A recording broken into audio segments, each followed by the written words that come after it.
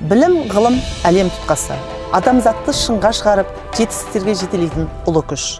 Бүгініміз ертеңгі тарих, ертеңіміз ұрпаққа аманат. Тәуелсіз еліміздің тыныштығы мен бабаларымыздың бейбіт өміріне, кемелді келешегіне біз жауаптымыз.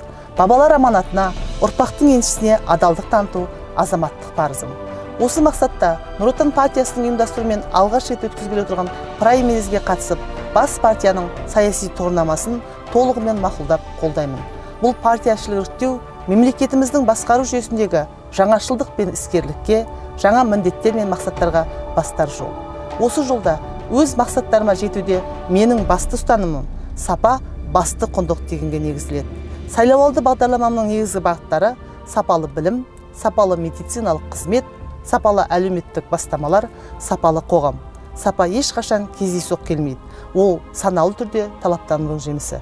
Кемелді келешекке бірге жетейік.